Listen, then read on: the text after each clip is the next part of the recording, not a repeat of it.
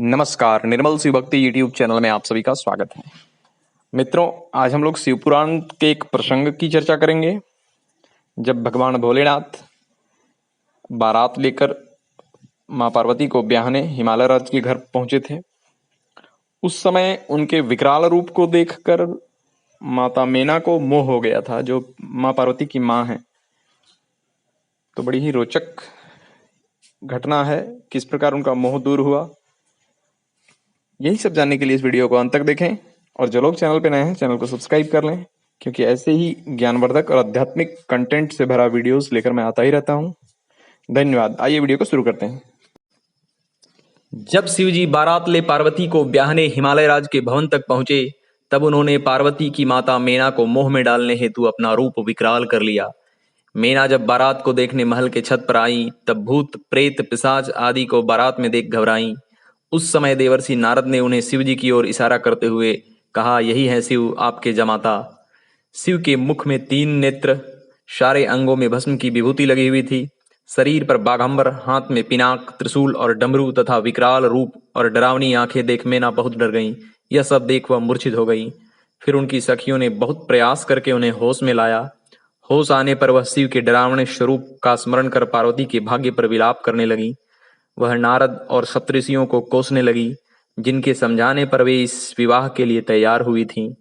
नारद ने कहा, देवी, तुम्हें पता नहीं है, वास्तव में भगवान शिव का रूप बड़ा सुंदर है। उन्होंने लीलापूर्वक यह रूप धरा है, यह उनका यथार्थ रूप नहीं है। यह सुन मैना बोली, नारद, तुम यहाँ से दूर चले जाओ, तुम दुष्टों के शिरोमणि हो। तब ब्रह्मा एवं इंद्रादि देवता आकर बोले, शोक न करो, ये शिव सबसे उत्कृष्ट देवता हैं, सबको सुख देने वाले हैं। आपकी पुत्री के कठिन तप को देखकर उन्हें दर्शन व श्रेष्ठ वर प्रदान किया था। मेना विलाप करती हुई बोली, शिव का रूप बड़ा भयंकर है, मैं उन्हें अपनी पुत्री नहीं दूंगी। आप सब क्यों प्रपंच करके मेरी इस कन्या के उत्कृष्ट रूप को व्यर्थ करने के लिए उद्यत हैं? उनके वचन सुनकर सप्तऋषियों ने कहा, हे गिरिराज की रानी मेना, हम लोग तुम्हारा कार्य सिद्ध करने आए हैं। जो कार्य सबके लिए हितकारी है, उसे तुम्हारे हट के कारण हम कैसे विपरीत मान लें? भगवान शंकर का दर्शन सबसे बड़ा लाभ है। वे दान पात्र होकर स्वयं तुम्हारे घर पधारे हैं। मेना ने कहा, मैं शस्त्र आदि से अपनी बेटी के टुकड़े टुकड़े कर डालूंगी, परंतु उसे शंकर के हाथ में नहीं दूंगी। अब तुम सब जाओ यहाँ से। अब मेना के पति हिमालय राज मेना की भ्रमित बुद्धि को ठीक करने के लिए बोले, प्रिय मेना, पहली बार विकट रूपधारी शंभु ने हमारे द्वार आकर जो नटलीला की थी, तुम उसे भूल रही हो। उनके महात्म्य को देखकर और समझकर ही हम दोनों ने अपनी कन्या देना स्वीकार किया था। मेना बोली, नाथ, अपनी पुत्री के गले में रस्सी बांधकर पर्वत के नीचे फेंक दीजिए अथवा इसे समुद्र में डुबो दीजिए, लेकिन यदि अपनी पुत्री रुद्र को देंगे तो मैं निश्चय ही प्राण त्याग दूंगी।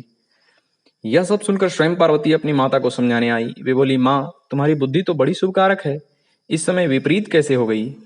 ये रुद्रदेव सबकी उत्पत्ति के कारणभूत साक्षात ईश्वर हैं, इनसे बढ़कर दूसरा कोई नहीं है। मुझे शिव के हाथ में सौंप दो और अपने गृहस्थ आश्रम को सार्थक करो।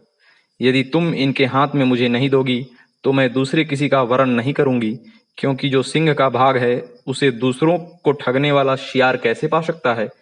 परंतु मेना कुछ भी सुनने को तैयार नहीं थी। वह क्रोधित हो पार्वती को डांटने लगी और विलाप भी करने लगी। तब श्री हरि विष्णु आगे आए और कहा, देवी, तुम पितरों की मानसी पुत्री एवं उन्हें बहुत ही प्यारी हो, साथ ही गिरिराज हिमालय की गुणवती पत्नी हो। इस प्रकार तुम्हारा संबंध साक्षात ब्रह्मा जी के उत्तम कुल से है। तुम धर्म का त्याग कैसे करती हो? तुम ही सोचो, संपूर्ण देवता, ऋषि, ब्रह्मा जी और मैं सभी लोग विपरीत बात ही क्यों कहेंगे? तुम शिव को नहीं जानती, वे निर्गुण भी हैं और सगुण भी हैं, कुरूप भी हैं और स्वरूप भी। वेद, देवता तथा स्थावर जंगम रूप से जो कुछ दिखाई देता है, वह सारा जगत भी भगवान शंकर से ही उत्पन्न हुआ है। उनके रूप का ठीक ठीक वर्णन अब तक कौन कर सका है? मैंने और ब्रह्मा जी ने भी जिनका अंत नहीं पाया, उनका पार दूसरा कौन पा सकता है? अतः हिमालय की पत्नी, तुम दुख छोड़ो और शिव का भजन करो, इससे तुम्हें महान आनंद प्राप्त होगा और तुम्हारा सारा क्लेश मिट जाएगा। अब मेना का चित्त शांत हो गया, किंतु फिर भी शिव की माया से मोहित उसने श्रीहरि से कहा, यदि भगवान शिव सुंदर शरीर धारण कर लें तब मैं उन्हें अपनी पुत्री दे सकती हूँ, अन्यथा नहीं। फिर श्रीहरि समेत सभी देवताओं की इच्छा से नारद जी शिव जी के पास गए और उनकी स्तुति की, जिससे प्रसन्न हो भगवान शिव ने अद्भुत, उत्तम एवं दिव्य रूप धारण कर लिया। भगवान शिव का वह स्वरूप कामदेव से भी सुंदर था। नारद के कहने पर मेना ने शिव के उस रूप का दर्शन किया, जो करोड़ों सूर्यों के समान तेजस्वी, सर्वांग सुंदर, विचित्र वस्त्रधारी तथा नाना प्रकार के आभूषणों से विभूषित था। वह अत्यंत प्रसन्न, सुंदर, हास्य से सुशोभित, ललित लावण्य से लसित, मनोहर, गौरवर्ण, द्युतिमान तथा चंद्रलेखा से अलंकृत था। यह देख मीना अत्यंत आश्चर्यचकित एवं परम प्रसन्न हुई। ओम